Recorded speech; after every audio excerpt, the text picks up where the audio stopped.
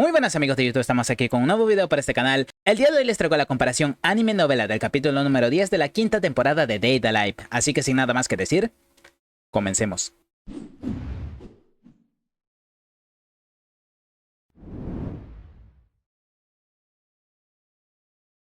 La escena inicial es más detallada en la novela. Aquí se nos relata cómo el corazón de Chido latía violentamente y su temperatura se elevaba, y la razón era de que el lugar de la cita con Reine, la playa, era la misma donde transcurrió la cita entre Mio y Shinji hace 30 años.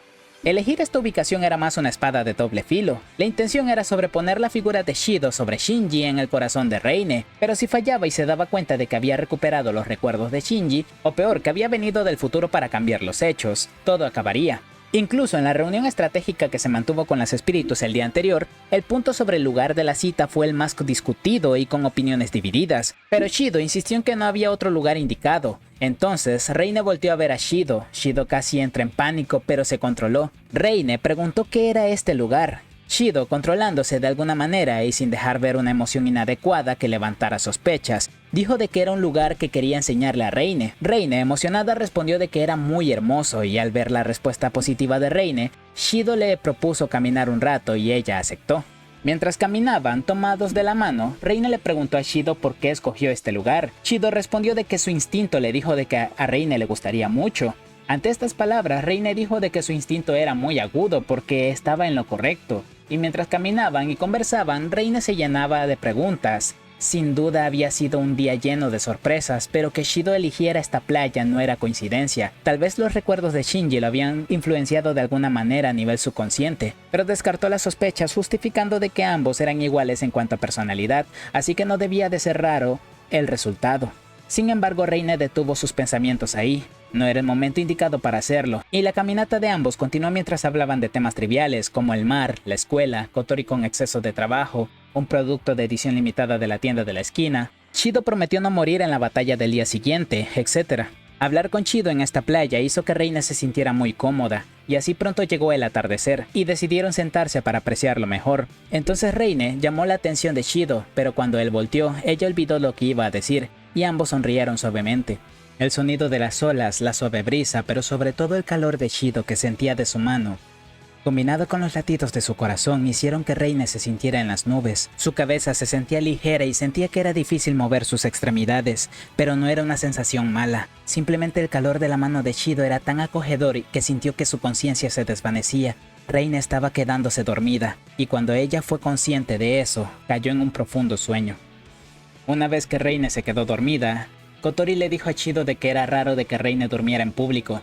Shido pensó de que era la primera vez que la veía dormir, pero ya que la cita empezó a tempranas horas de la mañana, debió de ser muy agotador para ella.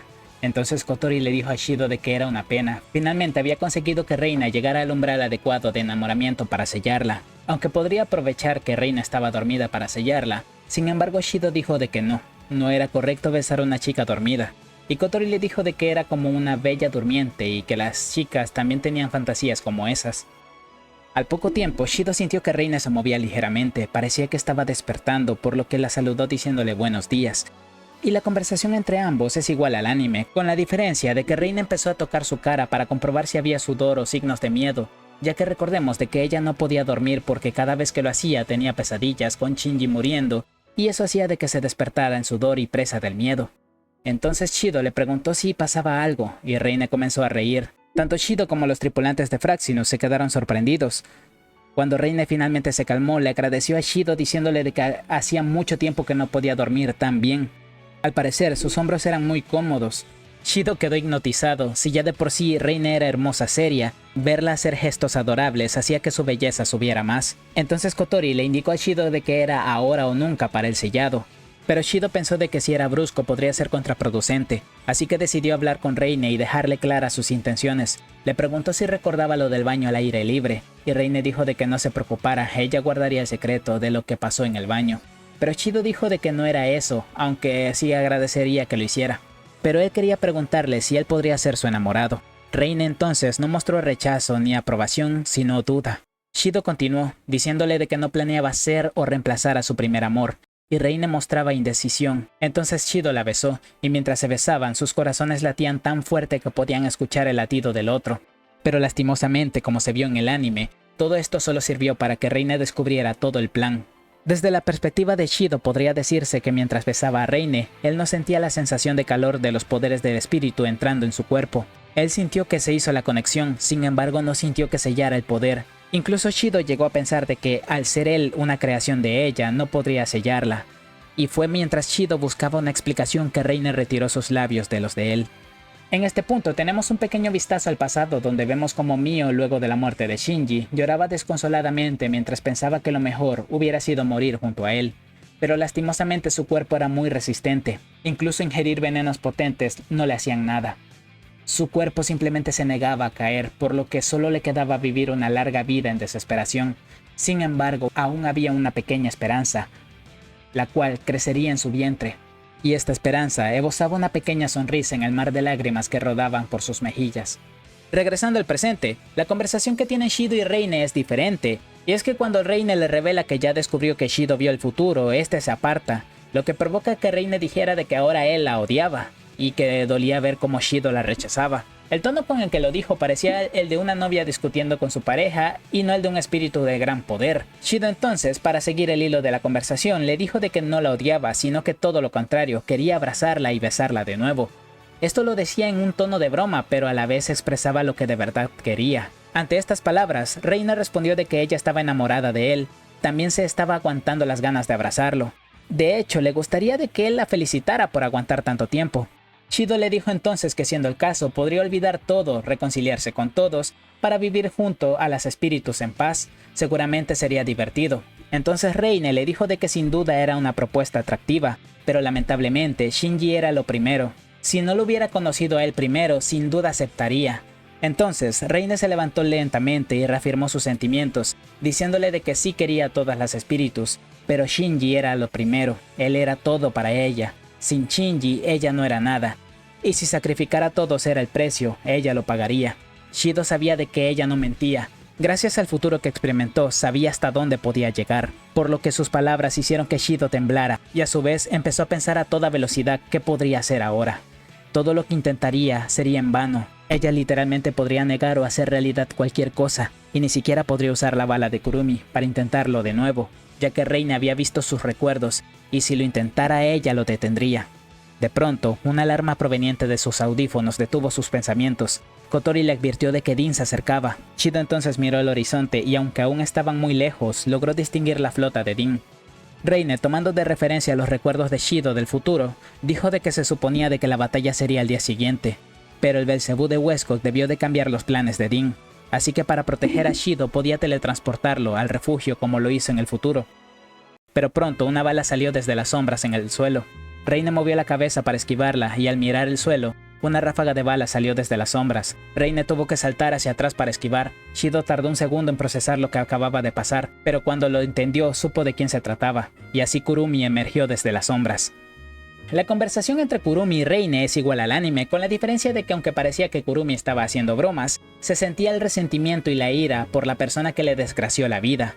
Por su lado, Reina estaba súper calmada, incluso en un momento se pone la mano en la barbilla, y en el momento que Kurumi y sus clones iniciaron el ataque, Reina en lugar de repeler las balas como en el anime, empezó a esquivarlas en el aire, como si fuera un baile. Entonces Kurumi sacó más clones, y las balas duplicaron su tamaño, parecían llevar más poder de lo habitual. En un instante todas las balas chocaron contra Reine y provocó una gran explosión. Pero aún así, Kurumi no bajó la guardia, ella sabía de que eso no le haría nada a Reine. Y una vez el humo se disipó, ahí estaba ella, intacta sobre todo, luciendo su vestido astral, aunque era ligeramente diferente al de Mio, debido a que aún no se había unido a su otra yo. Reina entonces le dijo de que le devolviera el Séfira y a su otra mitad.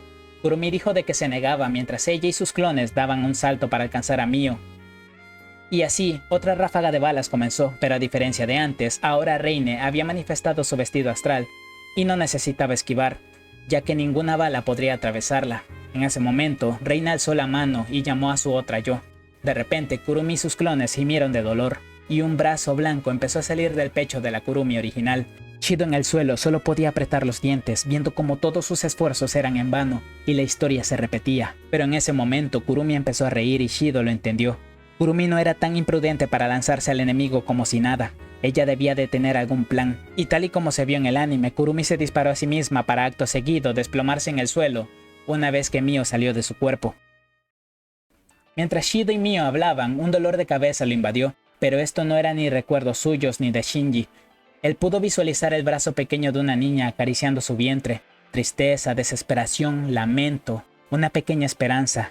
Esto hizo que Shido se planteara una nueva posibilidad, y así Shido fue trasladado hacia Fraxinus. Para Mio, quien quedó preocupada, le pareció la mejor opción, ya que de todas formas ella hubiera enviado a Shido a algún lugar seguro. Entonces, diciendo que no sería bueno arruinar esta hermosa playa, despegó del suelo y empezó a volar en dirección hacia la flota de Dim.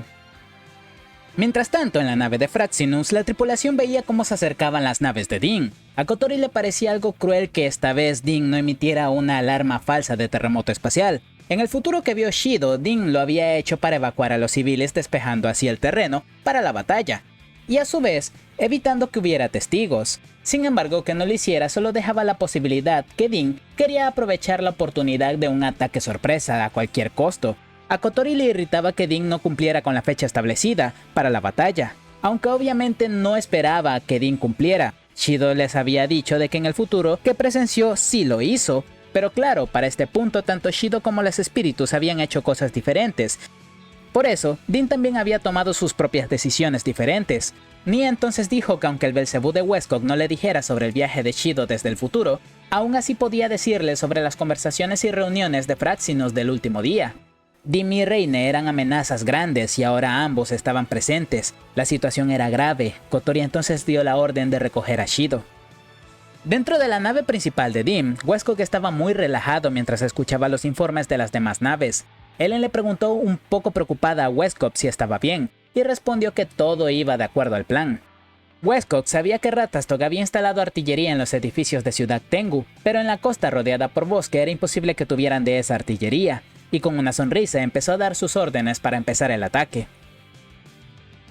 Una vez Shido abrió los ojos mientras aún aguantaba el dolor de cabeza, vio a los espíritus frente a él, y por un momento pensó de que todas habían bajado para ayudarlo en la batalla. Pero luego comprendió de que lo habían teletransportado al interior de la nave. Entonces poco a poco el dolor empezó a bajar. En ese momento Kotori dijo de que era hora de una retirada. Sin embargo, Shido objetó. Si su corazonada era cierta, no podían huir. Y mientras discutían qué acción tomar, María avisó de que alguien intentaba comunicarse con la nave, y como se vio en el anime era Westcott. Y lo que les dice es lo mismo del anime, él planeaba atacar a todos los conocidos de los espíritus usando los Bandersnatch. De hecho, se mencionan algunas amistades que no se mostraron en el anime, como a Sakura, una amiga idol de Miku, o Kanom, una amiga cercana de Yoshino y Natsumi. Esta situación era horrible, los Bandersnatch habían aparecido frente a los civiles. Estas armas, así como todo lo relacionado con Dim en general, era algo confidencial, exponerlo así era algo muy malo. Pero Westcott no había medido las consecuencias o sencillamente no le importaba. Durante la conversación, Kotori, aunque no lo demostrara, estaba nerviosa, y Westcott decía de que iba a usar a las personas de rehenes a cambio de los cristales Séfira. Cuando Kotori se negó, dijo que entonces solo acabaría con las personas cercanas a los espíritus, así al menos algunas invertiría. Pero Kotori respondió diciendo que solo debía cortar el video, para que eso no sucediera. Pero Westcott dijo que en ese caso solo lo haría por placer. En este momento, Shido no aguantó más y le gritó un insulto. Shido sentía culpa, sus acciones de intentar reescribir el futuro habían creado este escenario. Además, había recordado lo que era enfrentarse a Westcott. Alguien a quien no veía a los humanos como iguales, sino como seres inferiores. Westcott en respuesta dijo que primero habría que manchar las imágenes de la cámara con sangre para hacerlos reflexionar. Ahora bien, la novela te muestra cómo atacan a algunos de los grupos de amigos de los espíritus, dejándote con la duda de si los salvaron o no, hasta párrafos más adelante donde llegan los espíritus a rescatarlas. Entonces, para comenzar, el ataque hacia el trío Ai Maimi, Tonomachi y la profesora Tamachan ocurrió en el aula donde estaban ellos solos, cuando de la nada 5 Bandersnatch entraron por la ventana, pero además había más volando en las afueras. Las cosas que dicen son iguales al anime, con la diferencia de que Ai, la rubia, comenzó a pensar en lo loco que era que un robot fuera a acabar con ella. Ojalá le hubiera declarado sus sentimientos a su crush. Por otro lado, en los cuarteles de la AST fue un poco diferente. Los Bandersnatch aparecieron de la nada en una esquina donde hablaban Mike con la mecánica Mildred. Ryoko, la capitana, pudo reconocer los modelos, pero no entendía a qué se debía que aparecieran ahí. Aunque ya habían habido roces con Din, aún les proporcionaban tecnología. Entonces los Bandersnatch empezaron el ataque. Ryoko se cubrió y desenfundó su arma 9 milímetros y comenzó a dispararles, aunque claro, eso no les hizo nada a los Bandersnatch. En ese momento, Miki le preguntó a la capitana si este ataque no estaría relacionado con la advertencia que les había dado Origami. Ryoko lo consideró un momento pero se cortó, debido a que no era momento para eso. Primero debían de ponerse a salvo y en ese momento los Bandersnatch empezaron a cargar un ataque de energía desde sus manos. Ahora, desde la perspectiva de Hiyori Asakura, la amiga de Miku, unas criaturas mecánicas habían aparecido en mitad de un concierto en vivo. Los fanáticos presentes empezaron a dudar si era parte del show o era un ataque real porque hasta la música se había detenido, y Hiyori dejó de cantar. Hiyori por su lado estaba igual de confundida. En el guión del show no había nada sobre robots, pero de ser el caso que fueran parte del show, sus movimientos eran muy fluidos, como para ser robots. Y obviamente no eran humanos, entonces los Bandersnatch la rodearon y sacaron sus garras afiladas. Hiyori solo pudo cerrar sus ojos con fuerza y gritar el nombre de Miku, ya que era alguien a quien quería y admiraba mucho. Regresando a la escuela, Ai había gritado de miedo, pero cuando se calmó vio a los Bandersnatch partidos a la mitad, y detrás de uno apareció Toka, quien les aseguró de que ahora estaba a salvo. Al mismo tiempo, en el cuartel de la ST, los Bandersnatch habían sido mandados a volar por un rayo del Metatron de Origami, y Mike se alegró de verla. Finalmente, en el concierto, Hiyori escuchó una voz familiar diciéndole ¿me llamaste? Era Miku parada frente a ella, y los robots que la rodeaban hace un momento estaban inertes en el suelo. Antes de pasar al siguiente punto, me gustaría aclarar que hay algunos rescates que no se vieron en la novela, como el de las hermanas Yamai en su salón de clases, o el de Yoshino y Natsumi a su amiga. Sin embargo, se deja claro de que cada espíritu fue a ayudar a sus amigos. Es por eso de que creo que en el anime repartieron a los espíritus que no se mencionaron, como Yoshino y Natsumi ayudando a Origami en la AST, y Miku con las hermanas Yamai ayudando en su salón de clases. También como dato curioso se puede apreciar algunos de los diálogos de reacción que tuvieron los amigos de las espíritus al verlas. Hiyori, por ejemplo, pensó de que Miku estaba usando vestimenta de escenario. La amiga de Kaguya cuestionó esa ropa tan erótica, y la amiga de Yuzuru preguntó si al fin había despertado el poder de la oscuridad. Regresando a Fraxinus, Kotori dijo de que sería muy difícil cubrir los hechos de este día, debido a que los espíritus ahora no eran algo secreto. Definitivamente le causaría un dolor de estómago en el futuro al lidiar con esto. Pero aún así le habían ganado a Westcock, pero como se vio en el anime, Westcock usó esa oportunidad para hacer un ataque sorpresa usando a Ellen. Aunque hay un pequeño diálogo extra y es que cuando María dice que la nave enemiga intenta sincronizar el territorio de Fraxinus, Kotori le pregunta si eso es siquiera posible, y María respondió que técnicamente lo era.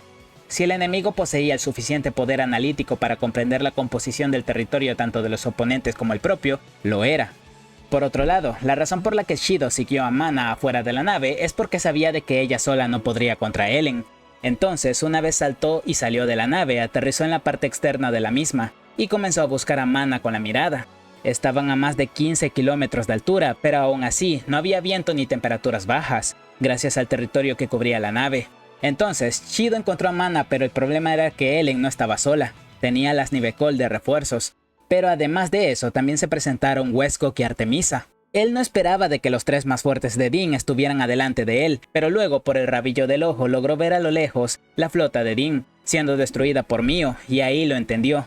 Westcock estaba usando a toda la flota de Carnada, y la conversación siguiente es igual al anime.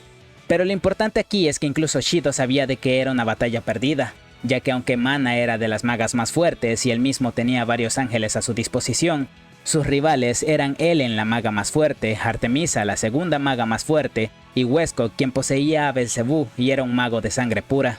Y además tenían a las Nivecol. En ese momento llegó Kotori con su vestido astral limitado, dando pie a una de mis ilustraciones favoritas de la novela. Y así, una vez los dos bandos estuvieron listos y en posición, comenzó la batalla. La escena de Wookman y Karen en la nave de Ulmus es un tanto diferente, pues Wookman ya se había enterado de todo, tanto de la situación actual del ataque por parte de Westcock a la nave de Fraxinus, como que Reine todo este tiempo fue Mio, además de que Shido fue creación de Mio. Esto último tomó por sorpresa a Wookman, pues él se había alegrado cuando descubrió que Shido podía sellar a los espíritus de alguna forma. Era como un milagro, pero con esta nueva información podría decirse que tanto Wookman como su organización Ratastock formaban parte del plan de Mio para recuperar a Jinchi. Wookman entonces no pudo evitar decir de que su amada era alguien retorcida. Entonces le pidió a Karen que preparara su armadura Woodan. Karen se preocupó pues usar esa armadura sería como quemar el resto de su vida. Karen le preguntó en un tono solitario si él iría. Él respondió que Shido y sus hermanas no podrían solos, él debía ir. Karen suspiró y dijo de que era preocupante. Aunque su corazón quería detenerlo, ese tipo de decisiones que él tomaba eran de los motivos por los cuales ella lo siguió tantos años. Y Wookman, con una sonrisa, invitó a Karen a llevarlo a prepararse. Pero en ese momento, uno de los miembros de la tripulación de Ulmus lo detuvo, debido a que habían detectado algo extraño. Regresando al campo de batalla, estaban Shido y sus hermanas combatiendo a Dim, pero además de eso estaban las espíritus que ya habían regresado. Las espíritus se encontraban en el campo de batalla lidiando con las Nivecol. Mientras tanto, Shido detenía un ataque de Ellen, pero esto Westcock lo aprovechó para hacerle distintos cortes con un ataque de Belzebú. Y mientras Shido se curaba con Kamael, la espada de Ellen lo golpeó y las Nivecol lo apresaron.